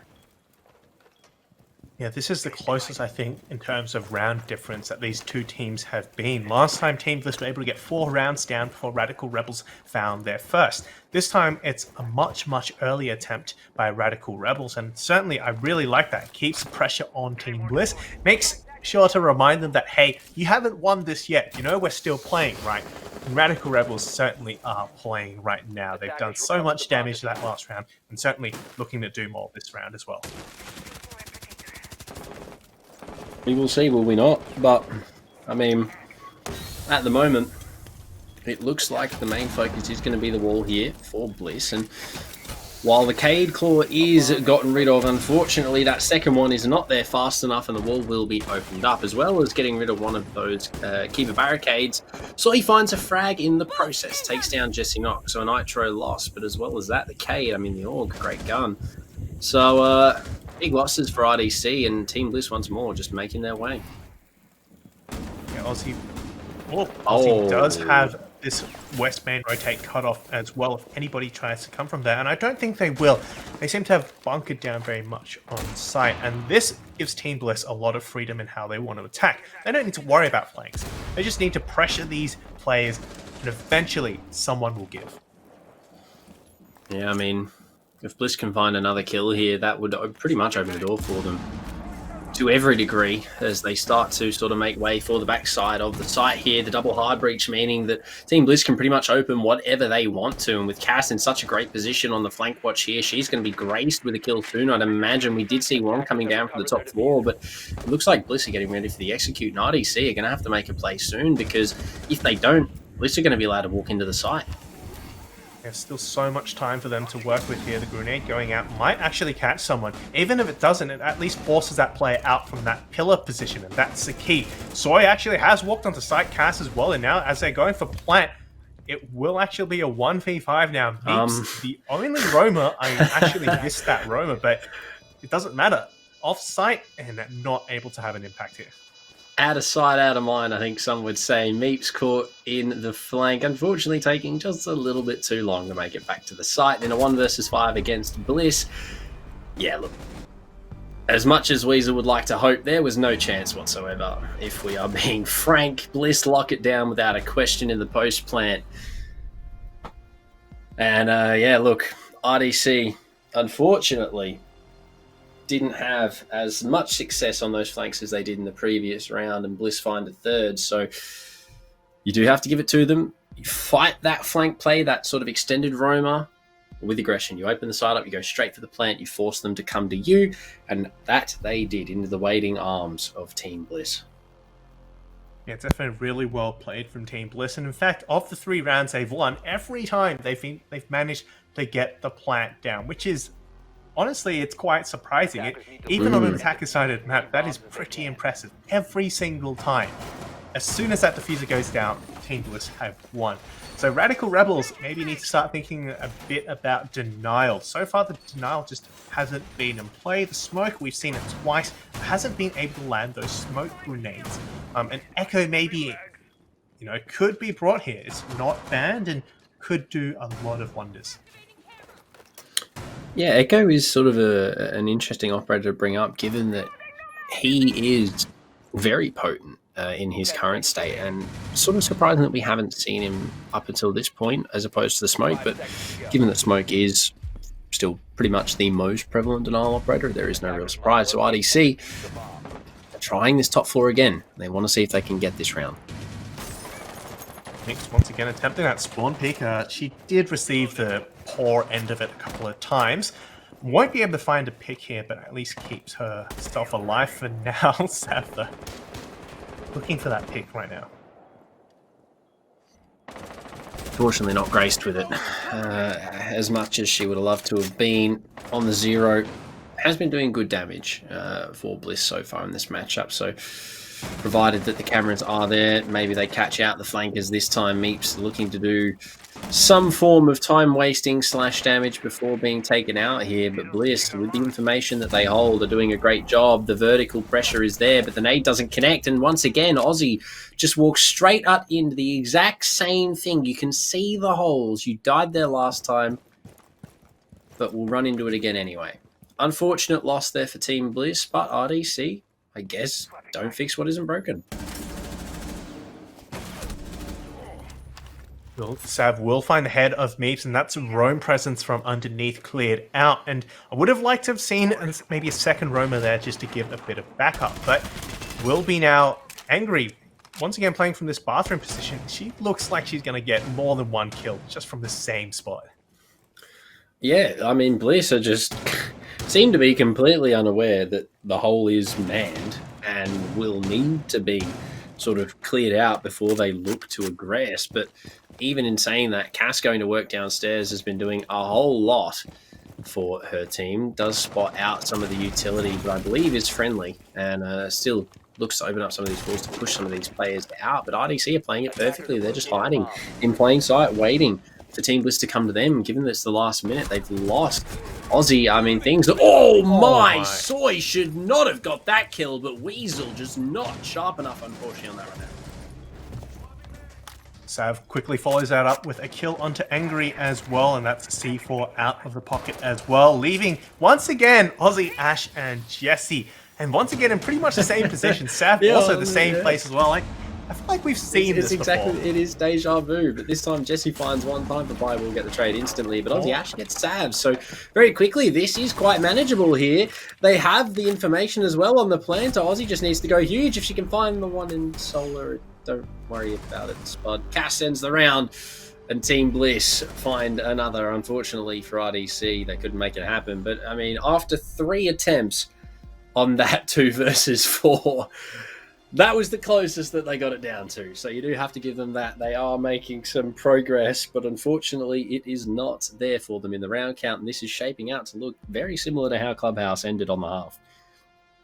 Please tell me you don't go there again. You've tried it 3 times. It hasn't worked 3 times in a row. Please pick another side. Come on. Oh, okay. Okay, well, no, I spoke. I misspoke. They've tried it 2 times already, of which both times have failed. No, wait. 3. This is 4. This is attempt number 4. Yeah. So, all right, 4th time's a charm is what they say apparently these days. Yeah, look, they change the adages sometimes, to suit fit, and well, I guess here for RDC, they are just trying to make it happen. They are not going to let it go without a fight. And, I mean, they've changed the op lineup, so they do have some different things being brought this time. So you do have to at least give them that in terms of trying to make a change. But given that it has not worked the previous 3 iterations of this bomb site, I don't know how I rate the chances here, Spud, if I'm being completely honest. But we will have to find out, because given that we are upstairs once more, well, that's where the deciding factor is going to be, I suppose, for these 2 teams. Well, I mean, to be entirely fair to Radical Rebels, Team Bliss have... Oh, no. Okay. This. I was going to say, Team Bliss have done the same thing every time. Aussie Ash has fallen for the same, bathroom peek hole twice. Meeks has done the same thing and tried to spawn peek every time and never gone away with it. Team Bliss this time actually going a different route, so there's something different. Hey, look, at least they are changing it up for us, because RDC, they're not interested in doing that. 4 times on the same site to no avail each time, and we are here once more. So, lessons maybe not learned. There is a player downstairs, which Aussie looks to be actively hunting here. Weasel spots the drone. Can she walk up for one? Will choose to knife it. Soy finds a kill, but unfortunately can't land the shots onto Sav, and that is going to be costly for RDC, because that is a kill that they needed, especially now that Angry goes down. Jesse, the only player left on site for RDC, and in saying that, Bliss hunting for these last 2 kills, a 5 versus 2 with no real hope for RDC unless Jesse can go huge on the site. Yeah, every time we've seen that Radical Rebels setup has been geared towards library takes, so now we finally get to see it tested out for real, but there isn't much left of it to test. All that's left on site is Jesse. Weasel does make it back, but yeah, the walls have already been opened. There's plenty of time for Team Bliss to go for this execute. They've got, over a minute left, and with Jesse down, there's no more denial left. No real question, I think, either here. Spud, the player on the main window, does do some damage, but look, it's not enough. Team Bliss, they find another half on a 5-1. And RDC, unfortunately for them, again, not the greatest of halves from them that we've seen previously. I mean, in the past, they have done so much. But here tonight against Team Bliss, it is just a different game. This is their map. Team Bliss's, that is. And I don't think that we should have expected any different result here. RDC did it in the past, but Team Bliss, they are dominant for a reason. And, I mean, look, we are 2 rounds away from a possible game over here. RDC are going to have to seriously pick the pace up if they want to catch up here. I think a lot of it has come down to the consistency. On the side of Team Bliss, they've been very, very consistent in their strategies. They know what they're doing. They've practiced it over and over again. You can see. And they've very much drilled in how they're going to approach the map. Whereas for Radical Rebels, it's a bit, questionable. Sometimes they're not really sure where they want to hold. And although they do have a strategy, it doesn't always seem to work out very well. When it does work, mind you, it works really well. Radical Rebels able to take one round off Team Bliss, and that was two amazing flanks just left Team Bliss reeling, but it's just not common enough. It doesn't happen consistently enough to be able to really challenge Team Bliss here. No, unfortunately, Spud, it doesn't. And for RDC, that is a big issue because, well, I mean, we see why it's an issue for RDC. They are down by 4 rounds. And if it plays out, as Clubhouse plays out, this game is going to be over very quickly. And so will their chance be. I mean, look, I think they know it as much as we do, Spud. They're just enjoying their time around the campfire. They're just telling stories and enjoying that they were here. They still do have the 3rd place playoff after this, provided that they don't send us to map 3. But I think the writing is on the wall for RDC, unfortunately. Team Bliss are just an insane opponent, and I think they know it. Of course, there's still a couple of rounds to play here. They could still do a lot of damage to Team Bliss, and of course, 3rd map still in the cards. They will be attempting this push, I believe, from this library mezzanine window. So they're going to try and challenge these players on mezzanine. Cass holding on from pillars with the Zami. Very, very common off ADC being played here, and so powerful. Just so difficult to flush out. Yeah, really hard to get rid of. And I mean, we look to the utility being bought by RDC. They have plenty to do it. 6 frag grenades paired with those 0 cameras for the burn if they are needed, and then the flashbangs too in the hands of Jesse. But opting to go bar first here seems to have thrown RDC for a little bit of a spin. I mean, they are struggling at the moment, but with the first person to fall being time for Pi, the Finker goes down. A lot of damage dealt to Jesse Knox as well. Those adrenal surges are taken to the grave, as well as the 2 frag grenades and the LMG. So that is big losses there for RDC. That's a really aggressive position being played by Time for Pi there. Certainly, if there was someone in library or pushing those library windows, she would not be able to get away with that. But it does pay off. Taking out so much utility and such a potent fragger early on is a really, really big pick. Meeps as well does take out Cass, and that's going to remove a lot of the Zami barricades. So, again, utility being traded out by both of these teams, but arguably, with so many barriers already up, Team Bliss have got the better end of that stick. I was about to say, with Cass going down there, before she died, she was 10-1, Spud. Oh, and that is nuts. Given that she was able to achieve that scoreline in this matchup already, but look, Time for Pi, the last player alive on the top floor. 30 seconds remain. The nades start to come out, but it's the headshot that lands 2 for her in the round now. Aussie goes down, and arguably she could probably just fall off at this point. She does spot another. She wants to get aggressive for that kill. Will get the 3rd. They're down onto the Habana. This is huge. Getting aggressive, needs to find some more, wants to find some more, is hungry for these kills, but it's Sav to take down Weasel, already with 1 down. Meeps is the last alive. Opts to maybe go for the res, but no, she just has to get aggressive. Does get spotted, and it is going to be Time for Pi with 4 huge kills for Team Bliss to propel us onto Spud. And I hate to say it, match point in game number 2. Team Bliss looking to make this a very quick second game. Well, if the attacks from Bliss were sharp, if they were definitive, that defensive round even more so. Very, very dominating, in control the entire time. It was just one player getting all those kills. They couldn't even get rid of that one player. And there's still another 3 players to go if they had managed to flush Time for Pi out of that position. Just goes to show how well Team Bliss is playing at the moment. Attackers need to locate and defuse bombs. Indeed, Spud. And unfortunately for RDC fans worldwide, look, it's not looking good for grand final appearances. Unfortunately, Team Bliss just, once again, showing us why they have been undefeated for so long. A dominant team, not showing any signs of giving up that fact. I mean, The reason that they are the best is because they get the best.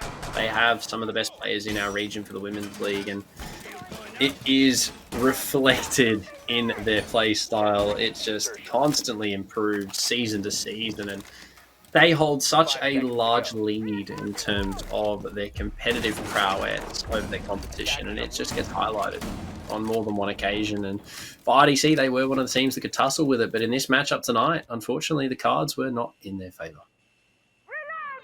Yeah, mind you, even the second place team, Viking Army, when they went up against Team Bliss, I believe it was something like a 7-2 victory for Team Bliss. So, hang on a minute, Spud. Oh, look at this going down. They rush on through main. Jesse finds one, but it's angry inside of the site to take it out with the Blitz. She has full control. Time Papaya does get one, though, so the trades are there. Bliss, unfortunately, have consolidated some losses, but that is huge for them. Angry goes down, forfeits her control over the site, and Bliss can now return to full strength on the back of the bomb site. And it was a last hurrah from them, but I don't think they can make it happen. Sav has disconnected, though, so 2 versus 2, definitely more doable here for RDC now. Yeah, I was going to say, that was actually a really interesting push. I applaud Radical Rebels for doing that, for sending it all in. And yeah, they managed to actually get control of the site for a short period of time, though. And that's the thing, right? You have to follow that up with site control and actually doing something with that territory. If you get the kills, but then you haven't controlled anything important and defenders can still continue to deny your execute, then, you know, what's the point? Apart from a few kills, which arguably are good kills too. They've taken out 2 players and 1 free. So, hey, 2v2, definitely workable. Yeah, with Sav disconnecting, it does open up the door for a possible RDC round and continuation of this matchup, albeit probably short-lived when Sav does return, even if that is required, given the stature that we find ourselves in. But RDC, look, they did well to get as deep as they did. They will be spotted out going towards Solar now, so they might just choose to drop straight into the kitchen here, but Bliss probably ready for it. A minute remains, and given the situation we find ourselves in, it's just going to be who can find the opening kill here to start dealing that early damage, because right now, Bliss hold great positions. I mean, look at where Time for Pi is. She hears the player on Solar Stairs, but cannot quite find the angle, and she chooses to walk away. This opens the door for big things for RDC here if they can get the drop on one of these players. Right now, Radical Rebels have that top floor control. Team Bliss have given that up, but Radical Rebels have already lost a lot of the utility they need to fully utilize that top floor, namely the sledge. With that down as well onto Jesse, and those peak angles being very, very difficult to challenge, it's looking like it's almost going to be over very soon. Yeah, look, not a lot of time left. The live drone was to come there. Jesse Knox does spot one, but at this point in time, there's not really much left over. Cass is calling it. Aussie's calling it. It's being called. It's GG's in chat. Neeps choose to save the KD overall, and Bliss are going to walk away with the most dominant showing of the night, if not one of the more dominant showings of the season. A 7-1 victory over RDC to take the series 2-0. RDC came into this with big hopes and big dreams. They showed us that they had the potential, but Team Bliss just that little bit more ready coming into it. And I mean, the score highlights that as well. Yeah, I mean, this is the semi-finals, and I don't think it's necessarily because RDC are a bad team. By no means. They've made it this far. They've made it to the semi-finals. They're top 4. I just think it's because Team Bliss are in such a league of their own. They are so, so dominant. They've won pretty much all their games for the last 3 seasons for a reason, and that was one map. The only change in that was a single map last season to Radical Rebels, and fortunately, Radical Rebels not able to make a repeat of that miracle this time. So, Radical Rebels will be progressing to the lower bracket playoffs for 3rd place, but of course for Bliss, they will once again be heading off to the grand finals. Well, no real surprise if we are honest with ourselves, but I think that was the general consensus coming into this one. Team Bliss keeping up appearances as per usual. No real surprises at all in that respect. But speaking of Team Bliss, we are going to have some words with them momentarily after the break. Make sure you stay tuned in for the interview with the winning team. But just before then, we will be back very, very shortly.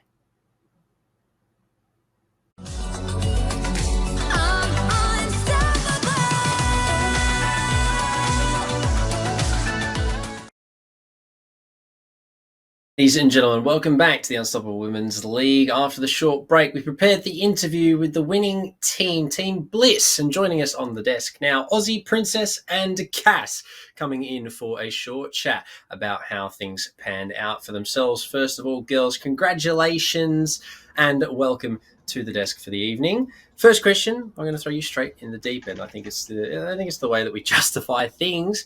Right off the bat, who do you think out of the other game that you are going to be versing in the grand finals? Straight in the deep end. What are you thinking? I don't know if yeah, look, I'm just not going to say anything. I'm going to say no comment. We're going to be watching as a team, everyone except me, because I'll be working, unfortunately.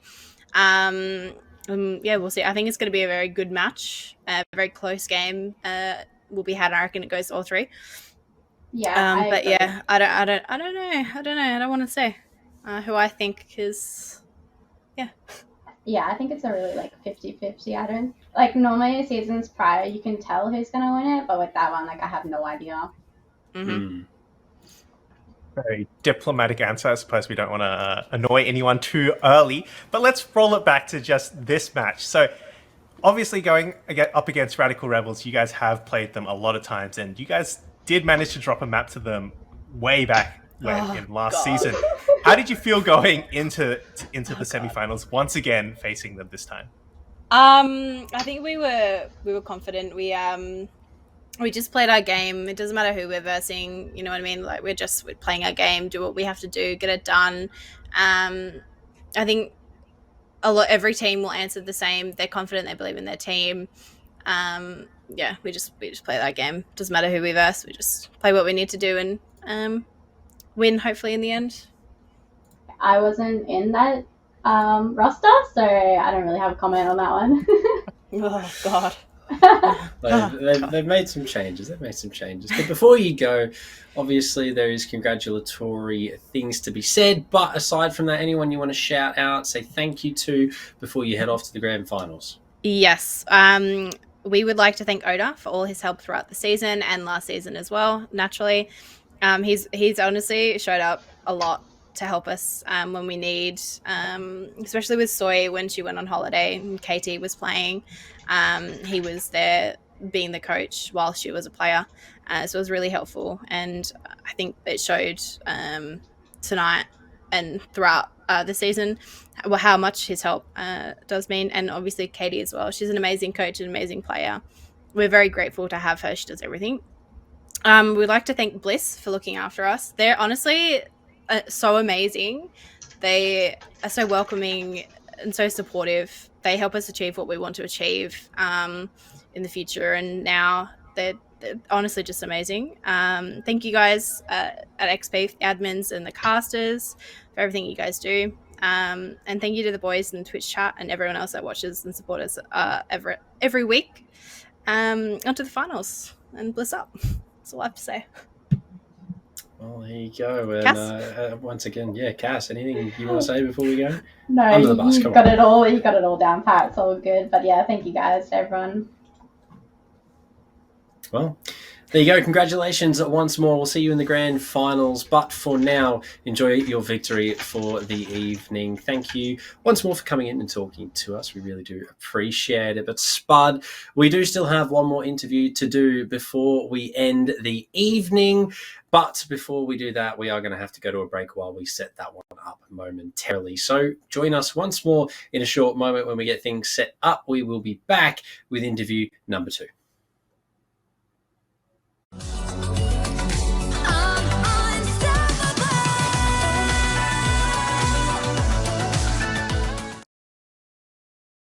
Welcome back from the break. We spoke briefly with Bliss about their prospects going forward into the next sort of set of games, but we do have the interview with RDC. We'd like to welcome Angry and Jesse Knox to the desk. First of all, welcome to the desk. Unfortunately, it wasn't the win tonight, but we are here regardless to discuss some things, and straight away we'll get right into it. Did you guys think coming into this matchup that you were going to go to a third map, given that you're the only team that has taken a map away from Bliss previously in the past? Or, you know, what was the general consensus coming into this matchup? Well, considering myself and Jesse are the two newbies of Radical, we did have hopes, obviously, to take it to a third map, but yeah, Bliss is such an amazing team. Their refrag abilities, like every time we got a kill, it was just instant. So yeah, it was pretty tough, but we had fun. I mean, yeah, pretty much that. We came into it expecting to have some fun, so that's what we did. Yeah. It's definitely a fun match to watch as well. But next week is where you're going to be playing for that third place playoffs. And we know, of course, Viking Army and Big Man Esports, they haven't quite decided who is going to get to that third place playoffs. So what's your preparation going to next week? How are you feeling about it? We're just going to watch the game, just get a vibe of both teams and how they play, obviously. And mostly we're just here to have fun. I know, like, a lot of the league is here for fun, but yeah, hopefully we can just get a few maps and get the dub, hopefully, as well. We'll take it. We'll win it. We'll get the third, hopefully. Yeah. And if not, like, we're all going to still be friends at the end of the day. Exactly. And good luck to BB and VA tomorrow, is it? Yeah.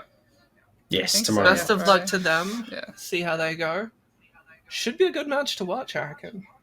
Should be. It should be a very good one. But before we let you guys head off for the evening, anyone you would like to shout out, say thank you to for the night before we go off into, well, the next set of games?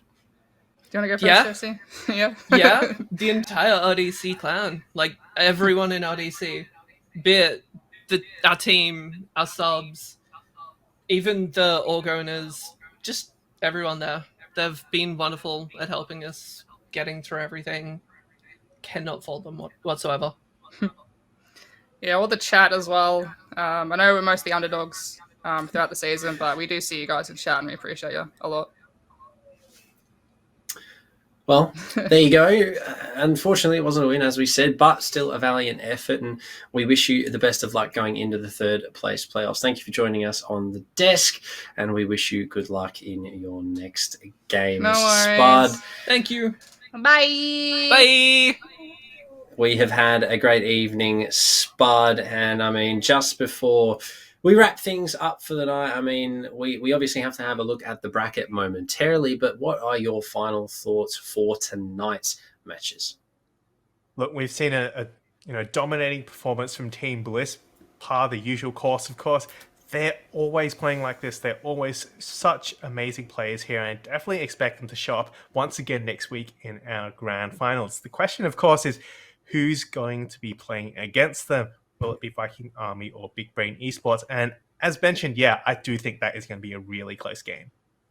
It should be. Now, I'm not too sure if we are going to check the bracket just before we leave, but we already know that Team Bliss have locked in their place for the grand final. And, you know, if history is to repeat itself, then we see Team Bliss walk away with the victory at the end of the day. But we can't say that because we don't know if that is going to be the case just yet. This could be the season that the Giants are finally slain. In regards to tomorrow, obviously, we still have one more matchup. Viking Army taking on Big Brain Esports. Same time, same place, same faces, I do believe, if I'm not wrong. But it is shaping up to be an absolute banger. I mean, the girls have highlighted that they're expecting it to be an absolute heater. So there's no real reason why I wouldn't agree with them, because if we have to be completely honest, these two teams going up against each other tomorrow are two powerhouses. Yeah, both have played really, really well, and they're right next to each other, on the leaderboard and the standings. And of course, Viking Army being second has only ever lost to Team Bliss, and Big Brain Esports being third have only ever lost to Viking Army and Team Bliss. So that's the way it goes, and I expect the game to be really, really close, especially since we're going to be seeing a best of 3. So they will have to win out 2 maps to make it work, which does give more room for teams to adapt as they go during that series. And of course, here we do have the brackets. Team Bliss Radical Rebels, the winner of that, Team Bliss, goes to the grand finals. Radical Rebels now looking to play off against the loser of Viking Army and Big Brain Esports for that third place. Well, Spud, we saw the first of our semi-final playoffs tomorrow As mentioned already, make sure you are there for it when Viking Army take on Big Brain Esports. We will be there to bring you all of the action tomorrow night. But for now, we rest for the rest of the evening. Congratulations once more to Team Bliss and good luck to RDC in the third place playoffs. But that is all from us tonight on the desk. We hope you've enjoyed another week of the Unstoppable Women's League, and we will catch you tomorrow night. See you later.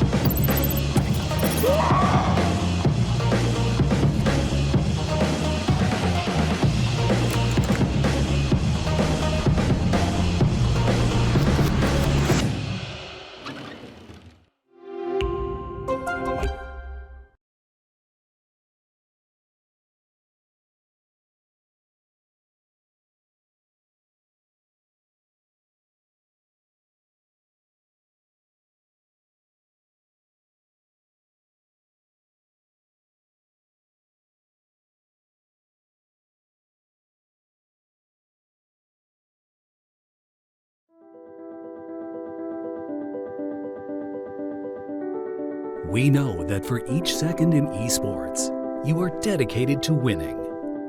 We share the same spirit with you, focusing on every detail in order to achieve perfection.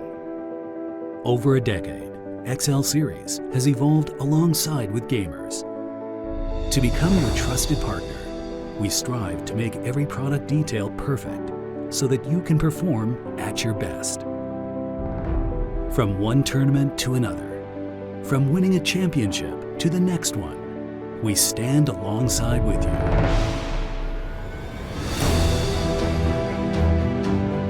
Esports means everything to me. It's given me a comfortable place where I can kind of be myself, and that's been really important to me over the years.